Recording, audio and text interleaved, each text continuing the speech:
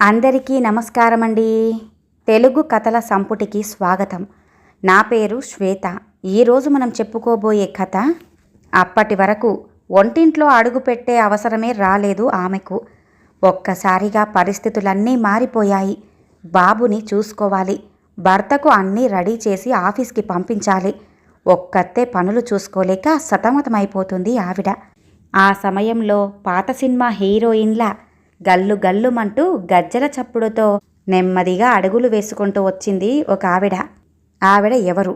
వాళ్ళింటికి ఎందుకొచ్చింది? చెప్పకుండా ఎలా వచ్చిందో చెప్పకుండానే అలాగే వెళ్ళిపోయింది. కానీ వీళ్ళ మనసుకి గాయం చేసి మరీ పోయింది. తనకు ఏం జరిగింది అనేది ఈ కథలో మనం చూద్దామండి. కథ పేరు వెండి పట్టీలు. రచించిన వారు డివి రమణి గారు. కథలోనికి వెళ్లే ముందు మన ఛానల్ని మొదటిసారిగా చూస్తున్న వారైతే సబ్స్క్రైబ్ చేసుకోవడం మర్చిపోకండి. కథను పూర్తిగా విన్న తర్వాత లైక్ చేయడం, షేర్ చేయటం అస్సలు మర్చిపోవద్దండి. ఇంకెందుకండి ఆలస్యం, కథలోనికి వెళ్ళిపోదాం. ఇంతవరకు అమ్మ, పిన్ని ఎవరో ఒకరు బాబుని చూసుకోవటం వలన ఉదయం మెలకువ వచ్చేది కాదు. అలా అనేకంటే లేవలేకపోయాను అన్నదే నిజం. ఏయ్ రమా, బేబీ నిద్రలేస్తావా అంటూ ప్రవీణ్ చిన్నగా తట్టి లేపుతూ ఉంటే ఉలిక్కిపడి నిద్రలేచాను. లేచి కూర్చున్నాను. అదేంటి, కొంచెం ముందుగా లేపొచ్చుగా? మీకు లంచ్ చెయ్యాలి, టిఫిన్ చెయ్యాలి. అయ్యో, టైం ఎలా సరిపోతుంది? విసుగ్గా కోపంగా అన్నాను. పర్లేదులే, నేను క్యాంటీన్లో తినేస్తాను. బాబు ఇంకా లేవలేదుగా? చాలా అనునయంగా అన్నాడు. అది కాదండి, నేను 6 గంటలకే లేచాను. బాబుకి పాలు పడుతూ 10 నిమిషాలు పడుకుందామని ఇలా అనుకున్నాను. అలా నిద్ర పట్టేసింది. అపాలజటిక్గా అన్నాను. ఇప్పుడు ఏమైంది రమా? పర్లేదన్నానుగా అంటూ ప్రవీణ్ గొంతు నిండా ప్రేమ, ఆప్యాయత. బాబుని చూసుకో, అదే పెద్ద పని అన్నాడు. ఇంతలో గల్లు గల్లుమంటూ గజ్జల చప్పుడు. వెనువెంటనే వీధి గుమ్మం కర్టెన్ తొలగించుకుంటూ మెరుపులాంటి ఒక స్త్రీ లోపలికొచ్చింది. కళ్ళు చెదిరే అందం. అలాగే ఉండిపోయాను. ఎవరీమే? నేను ఎవరా అని చూస్తున్నావా? ఇదిగో మీ ఆయన ప్రవీణ్కి దైవమిచ్చిన చెల్లెల్ని. నా గురించి ఇంకా చెప్పి ఉండడేమో. తర్వాత నేను మెల్లగా చెప్తాన్లే నేనెవరో. ముందు ఈ టిఫిన్ ప్లేట్లలో పెట్టి అన్నయ్యకిచ్చేయి. లంచ్ బాక్స్ ఇదిగో అని తెచ్చినవి టేబుల్ మీద ఉంచింది. ఎందుకు సత్య ఇవన్నీ అన్నాడు ప్రవీణ్. కొంచెం పుణ్యం పోగు చేసుకుందామని అంటూ నవ్వింది.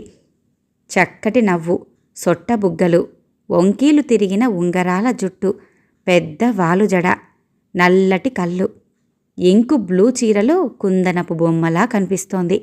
పాత సినిమా హీరోయిన్లా ఉంది. నిజంగా చెల్లలేనా? అలాగే అనుకుంటున్నాడా అంటూ సందేహంగా ప్రవీణ్నే గమనిస్తున్నాను. నా చెయ్యి పట్టుకొని పద, పనులున్నాయి కదా అంటూ వంటగది వైపు తీసుకెళ్ళింది. ఆ చొరువ, ఆ చనువు కొంచెం అసహజంగా ఉంది. నాకు నచ్చలేదు. మేము ఈ మధ్యనే ఈ ఇంటికొచ్చాం. నువ్వు పుట్టింట్లో ఉన్నావు, అందుకే పరిచయం అవలేదు రమా అంది. నేను కొత్త వాళ్లతో వెంటనే కలవలేను. పైగా ఆ చనువు, ఆ చొరువ ఎందుకో నాకు అంత అసహజంగా అనిపించలేదు. బిడియంగా ఉంది. ప్రవీణ్ టిఫిన్ తినేలోపు స్టవ్ మీద పాలు కాచి కాఫీ కలిపి అన్నకిచ్చిరా అని నా చేతిలో పెట్టింది. ప్రవీణ్ కాఫీ తాగి ఆఫీస్కి వెళ్ళిపోయారు. ముందు గుమ్మం తలుపు వేసి వంటగదిలోకి వచ్చాను. సత్య అంత సులువుగా పనులన్నీ చేసేస్తుంటే ఆశ్చర్యంగా చూస్తూ ఉండిపోయాను. బాబు స్నానానికి బకెట్లలో నీళ్లు పెట్టుకొని కాళ్ల మీద పడుకోబెట్టుకొని నూనె ఎలా రాయాలో, తర్వాత పిండి రాసి ఎలా నీళ్లు పొయ్యాలో చెబుతూనే స్నానం చేయించింది. మెత్తటి టవల్తో తుడిచి పౌడర్ అద్ది బుగ్గన చుక్క పెడుతూ నా బుగ్గ మీద కూడా పెట్టి నవ్వింది. ఆ నవ్వులో, ఆ చర్యల్లో ఆత్మీయతకు అప్రయత్నంగానే సత్య పట్ల కొద్దిపాటి అభిమానం చోటు చేసుకుంది. ఎంత అందమైన నవ్వామిది! ఏమని సంబోధించాలో తెలియక అండి అన్నాను మొహమాటంగా. అండీలు, గిండీలు, మీర్లు అలాంటివేవీ వద్దురమా. సత్య అని పిలువు చాలు. నీకు పని వచ్చేదాకా నేనొచ్చి సాయం చేస్తాన్లే అంది. తలూపాను అలాగే అన్నట్టుగా. నాకు ఏ పని రాదే, ఎలా చేసుకోవాలబ్బా అని నిన్నటి వరకు నాకే తెలియని ఒక దిగులుండేది. ఇంతవరకు అందరూ ఉన్నారు. అమ్మ వాళ్ళకి బెంగళూరు ట్రాన్స్ఫర్ అయ్యింది. మరో నెల్లాళ్లకు మామయ్య గారికి అత్తయ్య గారికి రాజమండ్రి ట్రాన్స్ఫర్ అయ్యింది. నాకు ఎప్పుడూ చదువు తప్ప అమ్మ ఏనాడు నన్ను వంటగదిలోకే రానివ్వలేదు. పనంతా అత్తయ్య గారే చూసుకున్నారు. పుట్టింటికి వెళ్తే అమ్మే చేసేది.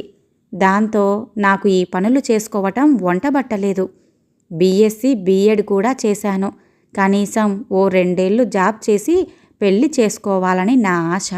కానీ హఠాత్తుగా దూరపు బంధువులు వాకబు చేసుకొని ఇంటికొచ్చి మరీ నన్ను పెళ్లి చేసుకుంటామని అడిగేసరికి మా నాన్నగారి ఆనందానికి హద్దులు లేకుండా పోయాయి. ముఖ్యమైన కారణం వాళ్ళు కట్నం కూడా వద్దు అనటం. అందుకే నేను కూడా ప్రైడ్గా ఫీల్ అయ్యాను. అంతగా ఇష్టపడి పెళ్లి చేసుకుంటానంటే ఏ ఆడపిల్ల తల్లిదండ్రులు సంతోషించరు? పెళ్లికి ముందు మమ్మల్ని మాట్లాడుకోమ్మంటే అడగటానికి ప్రశ్నలే తోచలేదు. నాకు ఏ సందేహాలు లేవు. కానీ కొన్నాళ్ళు దిగులు పడ్డాను. నేను జాబ్ చెయ్యాలన్న కోరిక కలగానే మారిపోయిందే అని. కానీ మంచి జీవితం అన్నది అంతకంటే ముఖ్యమని సరిపెట్టుకున్నాను. పని తెమలక ఏది ముందు చెయ్యాలో ఏది తర్వాత చెయ్యాలో తెలియక 4 రోజులుగా సతమతమవుతున్నాను. ప్రవీణ్ నా అవస్థని చూసి అన్నీ బయటి నుంచే తీసుకొస్తున్నాడు. అవి నాకేవి నచ్చటం లేదు. ఈ బాధలు ఎవరితో చెప్పుకోవాలి అని అనుకుంటుండగా ఇటువంటి కష్టకాలంలో సత్యవతి రాక నన్ను ఆపదల నుంచి గట్టెక్కించేందుకే అనిపించింది. ఒకలాంటి రిలీఫ్. ఇంచుమించు రోజు 10 గంటలకు గల్లు గల్లుమని మువ్వల చప్పుడు చేసుకుంటూ ఓ పాటని హమ్ చేసుకుంటూ వచ్చేది సత్యవతి. సరదాగా కబుర్లు చెబుతూ నా చేత అల్లరి చేయిస్తూ పనులు చేయిస్తూ నాకు జీవితం పట్ల ఒక అర్థాన్ని బాధ్యతని నిర్వహించటంలో ఆనందాన్ని చెప్పింది. కొద్ది కాలంలోనే ఎంతో ఆత్మీయత నింపిన చక్కటి అనుబంధం కలిగించింది. నాకు అంతుబట్టనిది ఒక్కటే. సత్య 5.6 అడుగుల ఎత్తుంటుంది. వాళ్ళాయన జగన్ 5.5 అడుగులు మాత్రమే ఉంటాడేమో. సత్య పక్కన నిలబడితే ఏమాత్రమూ బాగుండడు. అసలు అతన్ని ఎలా చేసుకుందో అనిపించేది. నా ఆలోచనలకి మరో కోణం కూడా వచ్చి జత కలిసింది. జగన్కి ఒక డొక్కు స్కూటర్ ఉంది. వీధి చివర ఆ స్కూటర్ చప్పుడు వినపడగానే స్విచ్ ఆఫ్ చేసినట్లుగా ఎవరో ఊదేసినట్టుగా సత్య మొహంలో నవ్వు మాయమైపోయేది. పెరట్లోకి పరుగు పరుగున వచ్చి మా రెండిళ్ల మధ్య ఉన్న పిట్టగోడ మీద నుంచి కూచొని అటువైపుకి దిగి అతనొచ్చేసరికి వాళ్ళింట్లోకి మాయమైపోయేది. Blue curtain దించేసేది.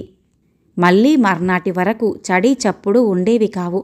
మా అత్తగారు వెళ్తూ వెళ్తూ సత్యవతి సాయం తీసుకో, కానీ వాళ్ళ పర్సనల్ విషయాలు మాత్రం అడక్కు, పట్టించుకోకు, కల్పించుకోకు, కొంచెం దూరం పెట్టు అని చెప్పారు. అలా ఎందుకన్నారో అప్పుడు అర్థం కాలేదు. అలా చేస్తే మనుషుల్ని వాడుకోవటంలోకి రాదా? అది తప్పు కాదా అనిపించింది. కాలం ఎవ్వరితో సంబంధం లేకుండా తన పాటికి తను కదిలిపోతూనే ఉంది. ఒకరోజు సత్య రోజులా 10 గంటలకు కాకుండా మధ్యాహ్నం 1 గంటకు మా ఇంటికొచ్చింది. ఒక కన్ను కమిలిపోయింది, చెంప కూడా వాచిపోయింది. ఎంత అడిగినా దాటేసిందే తప్ప ఏమీ చెప్పలేదు. ఉదాసీనంగా ఎటో చూస్తూ నా తల మీది నుంచి వెనక్కి చూస్తూ అలా కూర్చుండిపోయింది. కాసేపు ఉండి వెళ్ళిపోయింది. సత్యని అంత డల్గా ఎప్పుడూ చూడలేదు. ఓ మాట లేదు, ఓ నవ్వు లేదు. 2 రోజులుగా సత్య కనిపించలేదు. ఆ మర్నాడు ఉదయాన్నే పెద్ద పెద్ద అరుపులు, ఏడుస్తున్న చప్పుడు వినిపించాయి. దాంతో మెలకువ వచ్చింది. టైం చూస్తే 6 గంటలయింది. పెరట్లోకి వచ్చాను కంగారుగా. సత్యవతిని జగన్ కొడుతున్నాడు. అతని తల్లిదండ్రులు నిలబడి చోద్యం చూస్తున్నారు. నాకు అర్థం కావటానికి చాలాసేపే పట్టింది. ప్రవీణ్ నన్ను లోపలికి లాక్కొచ్చి తలుపులు వేసేశాడు. ష్! ఎవరన్నా చూస్తుంటే ఇంకా ఎక్కువ చేస్తాడు వాడు, రాస్కెల్ అన్నాడు. అదేమిటి? ఆపరా అతన్ని? చూస్తూ ఉండటమేనా అంటూ కళ్ళల్లో నీళ్లు తిరుగుతుంటే అడిగాను. ఇలాగే అడ్డు వెళ్ళి వాడిని కొట్టాను కూడా. కల్పించుకోవద్దు అని సత్యనే అంది. నీకేం తెలీదు, ఈ విషయం ఇక్కడితో వదిలేసేయ్ అంటూ కటువుగా చెప్పాడు. నాలో ఎన్నో ప్రశ్నలు అడగాలని ఉంది. అడిగినా జవాబు రాదని అర్థమై లోపలికొచ్చేసి అన్యమస్కంగానే పనులు చేసుకుంటున్నాను. సత్య పక్కనే ఉండి నాకు అన్ని పనులు ఎలా చెయ్యాలో, ఎలా చేసుకోవాలో చెబుతున్నట్టుగానే ఉంది. నా ఆలోచనల్లో నుంచి సత్య తప్పుకోవటం లేదు. ఇంటి పనులు, బాబు పనులు పూర్తి చేసుకున్నాను. మంచం మీద పడుకొని ఉన్నాను. ఎంతసేపటికి ఆకలనిపించలేదు. తినబుద్ధి కూడా కాలేదు. గల్లు గల్లుమంటూ గజ్జెల చప్పుడు. చటుక్కున లేచి తలుపు తీశాను.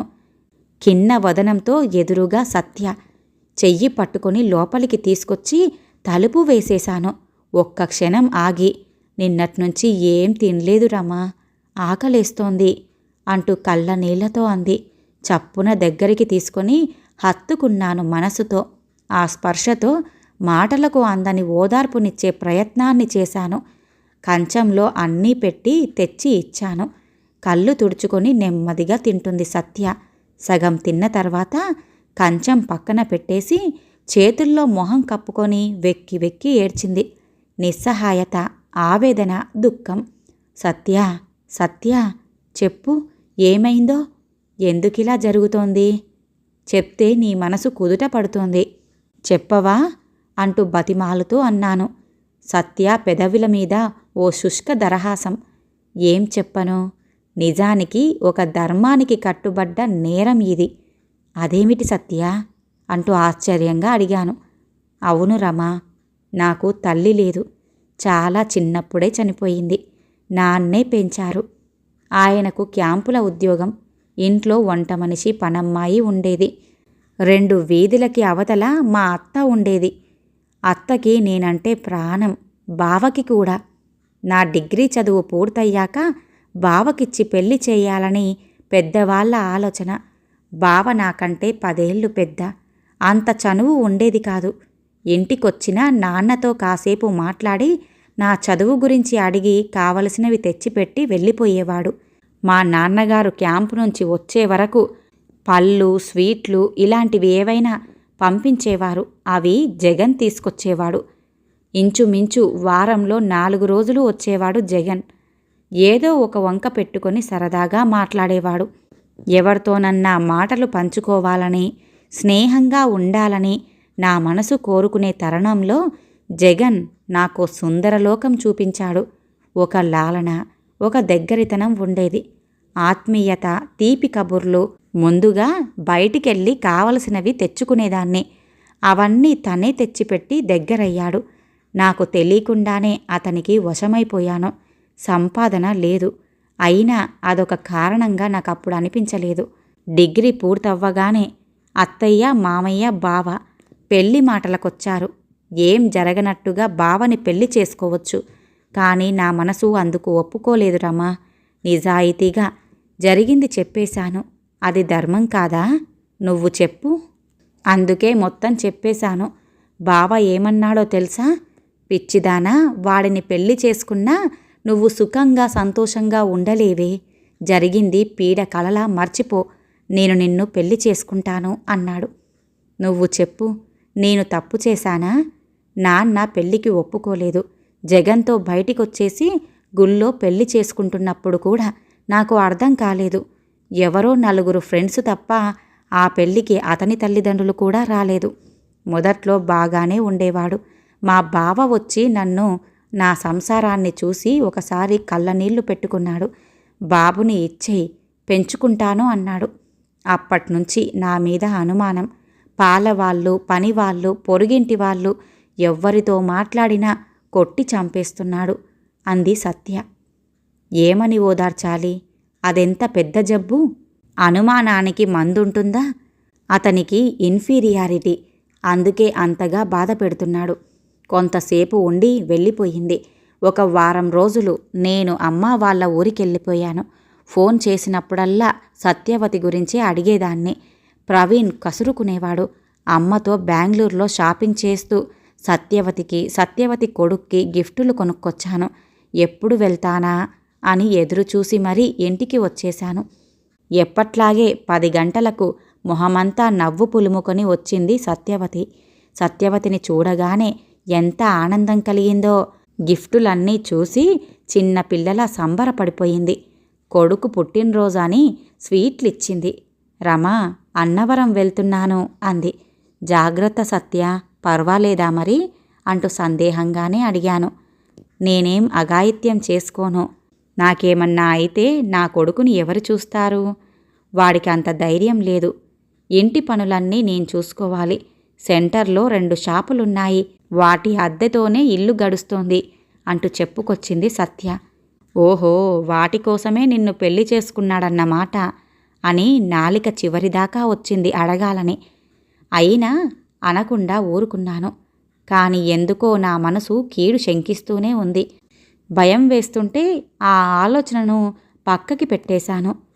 2 రోజుల తర్వాత అత్తయ్య వాళ్ళు సొంత ఇల్లు కొనుక్కొని వ్రతం చేసుకుంటూ మమ్మల్ని పిలిచారు.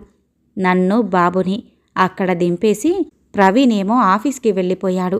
సాయంత్రం వరకు చాలా సందడిగా గడిచిపోయింది. కజిన్స్ వచ్చారు. నవ్వుతూనే టైం అంతా గడిపేశాం. నన్ను ఇంటికి తీసుకెళ్లటానికి ప్రవీణ్ వచ్చాడు. మొహమంతా పీక్కుపోయి లంకనాలు చేసినట్టుగా ఉన్నాడు. కళ్ళు ఎర్రగా ఉన్నాయి. ఏమైంది ప్రవీణ్ అంటూ అత్తయ్యే అడిగింది. తల వంచుకొని కళ్ళు తుడుచుకున్నాడు. అందరం కామ్గా అయిపోయాము. చూస్తున్నాం Praveen వంకే. Satya Satya she is no more. యాక్సిడెంటో వాడే చంపేశాడో. వంటగదిలో కిరోసిన్ స్టవ్ మంటలు వచ్చి అంటుకొని ఒళ్ళు కాలి చనిపోయింది అంటూ మాటకు మాట పేరుస్తూ అన్నాడు. సత్య, నో అంటూ పెద్దగా అరిచాను. నేను భయపడ్డంతా అయ్యింది. గుండె పగిలిపోయేలా ఏడుస్తున్నాను. అత్తయ్య నన్ను ఊరుకోబెడుతూ కుర్చీలో కూర్చోబెట్టి మంచినీళ్లు పట్టింది. అత్తయ్య, అయ్యో సత్య, అత్తయ్య, సత్య అత్తయ్య ఎంత మంచిదో తెలుసా? పొట్టన పెట్టుకున్నాడు. నేను వెళ్ళాలి, నేను చూడాలి అని లేవబోతూ ఉంటే ప్రవీణ్ వారించాడు. పిన్ని, తను చూడలేదు, చూసి తట్టుకోలేదు. ఇక్కడే ఉండనివ్వండి, 2 రోజుల తర్వాత తీసుకెళ్తాను అని పిలుస్తున్నా వెనక్కి చూడకుండా వెళ్ళిపోయాడు. కంటికి మంటికి ఏకధారగా ఏడుస్తూనే ఉన్నాను. సత్యా, పిలుపుక అందని తీరాలకు, పేరు తెలియని లోకాలకి వెళ్ళిపోయింది. గాలిలో కలిసిపోయింది. ఒక జ్ఞాపకమై మిగిలిపోయింది. నీలం చీరలో నవ్వుతూ ఎటు చూసినా తనే నాకు కనిపిస్తోంది. గుర్తుకొస్తూనే ఉంది. 2 రోజుల తర్వాత ఇంటికొచ్చాను. మా అత్తగారు, మామగారు వచ్చి ఉన్నారు. నా చేతిలో నుంచి బాబుని తీసుకున్నారు అత్తయ్య. సత్య ఇంటి ముందు జనం నిలబడే ఉన్నారు. 2 కానిస్టేబుల్స్ వాళ్ళింట్లోకి ఎవ్వరినీ రానివ్వటం లేదు. లోపలికి వచ్చి సోఫాలో కూర్చొని ఉన్నాం. నిశ్శబ్దంగా ఉంది వాతావరణమంతా. ఇంతలో టకటకమని బూట్ల చప్పుడు చేస్తూ ఎస్ఐ వచ్చి లాఠీతో తలుపు కొడుతున్నాడు. Mister Praveen Kumar, need to talk to you and your missus అని నా వైపే చూస్తున్నాడు. నేను చెప్పేలోపు, అమ్మాయి, బాబుకి ఏ డ్రెస్ వేయాలి? ఇలా లోపలికి రా అంటూ నా చెయ్యి పట్టుకొని లోపలికి తీసుకెళ్లారు అత్తయ్య గారు. ఏమన్నా ఉంటే నాతో మాట్లాడండి, ఆవిడకేం తెలీదు అంటూ ప్రవీణ్ ఖచ్చితంగా అన్నాడు. ఇన్స్పెక్టర్ ప్రశ్నలు అడుగుతుంటే ప్రవీణ్ చాలా కూల్గా జవాబిస్తున్నాడు. మా ఎంక్వైరీ ఇంకా పూర్తవలేదు, మేం మళ్ళీ వస్తాం అని చెప్పి వెళ్ళిపోయాడు ఎస్ఐ. పని చెయ్యాలనిపించక లేచి కూర్చొని ఉన్నాను. మామయ్య గారు, ప్రవీణ్ మాట్లాడుకుంటున్నారు. అత్తయ్య గారు బాబుని ఒళ్ళో పెట్టుకొని గారం చేస్తున్నారు. కాసేపటికి మామయ్య గారు, ప్రవీణ్ బయటికి వెళ్ళిపోయారు. నాకు ఆశ్చర్యంగా అనిపిస్తుంది.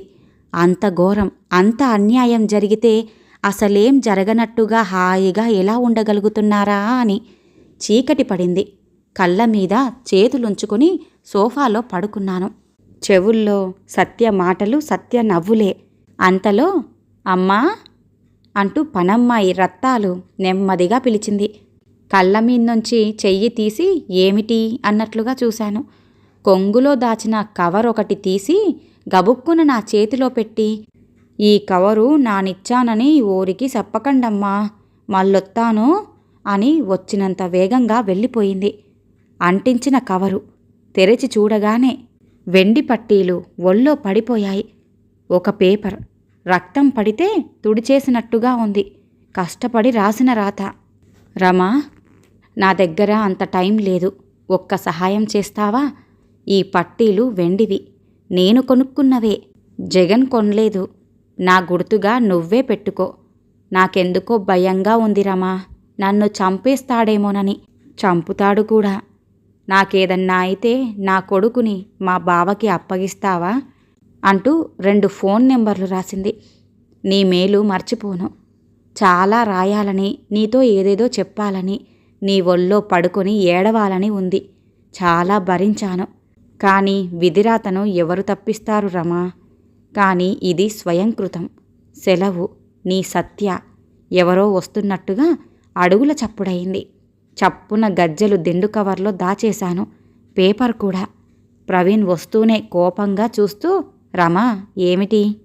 పోలీస్ కంప్లైంట్ ఇస్తానన్నావట? అమ్మ చెప్తోంది అన్నాడు. అవును, అది నా బాధ్యత. ఏం అక్కర్లేదు. అనవసరమైన గొడవలు. మనకుండే సమస్యలు మనకు ఉన్నాయి అన్నాడు. అలా ఎలా అనగలుగుతున్నావు ప్రవీణ్? రాఖీ కట్టి నిన్ను అన్నా అని నోరారా పిలిచేది. ఇదేనా నీ అభిమానం? అన్నీ ఒట్టి మాటలేనా? అంత అన్యాయం జరిగితే మన వంతు బాధ్యత ఏం లేదంటావా? షటప్. నాకు టీచర్లా నీతులు చెప్పకు. డోంట్ ట్రై టు ప్రీచ్ మీ. అంత సంఘసేవ మనకు అవసరం లేదు. అందరూ అలా అనుకోబట్టేనండి. ఎవరికి వాళ్ళు మాకెందుకులే అని అనుకుంటున్నారు కాబట్టే ఇంత అరాచకం పెరిగిపోయింది. ఏమాత్రమూ తగ్గకుండా అంతే కోపంగా అన్నాను. తర్వాత ఎప్పుడైనా డిబేట్ పెడతాను ఈ కాలనీలో. అప్పుడు చెబుదువు గాని నీ నీతులు అనేసి ఫ్రెష్ అవ్వటానికి బాత్రూంలోకి వెళ్ళిపోయాడు. నేను వెంటనే లేచి చీరల అడుగున పట్టీలు దాచేసి లోపల నా పర్సులో ఆ లెటర్ దాచేసి ఏం జరగనట్టుగా కూచున్నాను కోపంగా. అత్తయ్య మామయ్య ఊరికెళ్ళాలి. ఓ పక్క నాకు కూడా టైం లేదు. కానీ వాళ్ళు నన్ను తమ వెంట తీసుకెళ్లాలని ఉద్దేశం. 2 రోజుల తర్వాత వెళ్ళటానికి టికెట్లు రిజర్వేషన్ చేయించారు. ఇది ప్రవీణ్ పనే. సత్య కేసు క్లోజ్ అయ్యేదాకా నేను ఇక్కడ ఉండకూడదని ప్రవీణ్ ఉద్దేశం. ప్రవీణ్ ఆఫీస్కి వెళ్ళగానే నేను మా అత్తయ్య గారింటికి వెళ్ళొస్తానండి అని చెప్పి ఇంట్లో నుంచి బయలుదేరాను. బీరువా తాళాలు నా పర్సులో వేసుకోవటం మర్చిపోలేదు. అత్తయ్య గారు నా వస్తువులన్నీ మేము లేనప్పుడు సర్దుతారు, వెతుకుతారు. తగని క్యూరియాసిటీ ఆవిడ గారికి. ఇంటి దగ్గర బయలుదేరి నేరుగా పోలీస్ స్టేషన్కి వెళ్ళి సత్య ఉత్తరం ఇన్స్పెక్టర్కిచ్చి పోలీస్ స్టేషన్ నుంచే వాళ్ళ బావకి ఫోన్ చేయించాను. ఇన్స్పెక్టర్ గారు, సత్యకి న్యాయం చెయ్యండి ప్లీజ్. నా పేరు బయట పెట్టొద్దు. నేను బయటికి వచ్చి సాక్ష్యం చెప్పడం మా ఇంట్లో ఎవ్వరికీ ఇష్టం లేదు. నేనే మొండి ధైర్యంతో ఇలా వచ్చాను అంటూ కళ్ళ నీళ్లతో చెప్పాను. షూర్, తప్పకుండా అమ్మా. నాకు తెలుసు ఇలాంటిదేదో జరిగిందని. ఆ జగన్ 2 సార్లు పోలీస్ లాకప్లో ఉన్నాడు. వాడి సంగతి నేను చూసుకుంటానులే. మీరు నిశ్చింతగా ఉండండి అన్నాడు.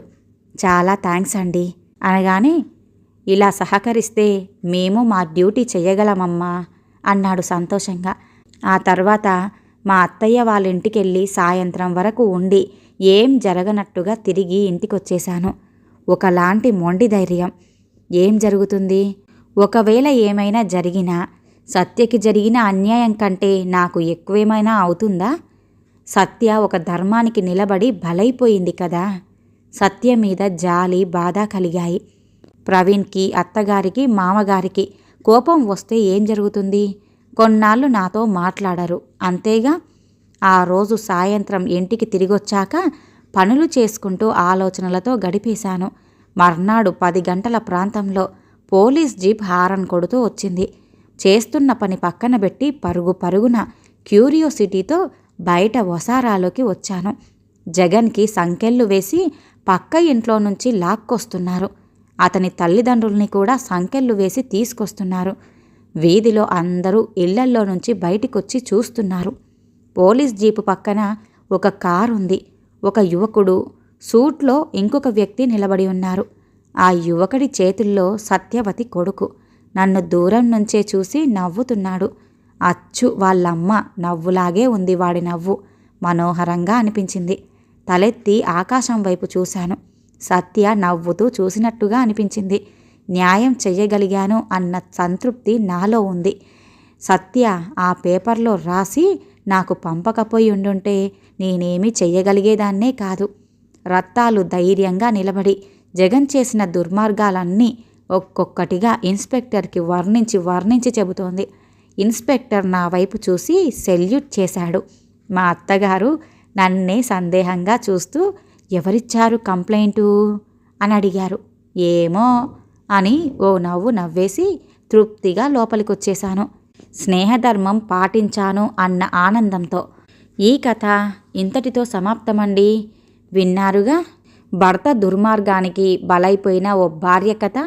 ఈ కథ కనుక మీకు నచ్చినట్లయితే లైక్ చేయండి, షేర్ చేయండి, అలాగే సబ్స్క్రైబ్ చేసుకొని మన ఛానల్ని ఎంకరేజ్ చేయండి. మీ యొక్క విలువైన అభిప్రాయాలను కామెంట్ రూపంలో తెలియజేయండి. ఇంత మంచి కథను మనకు అందజేసిన డివి రమణి గారికి ధన్యవాదాలు తెలియజేసుకుంటున్నానండి. మరొక మంచి కథతో మళ్ళీ కలుద్దామండి. నమస్కారం.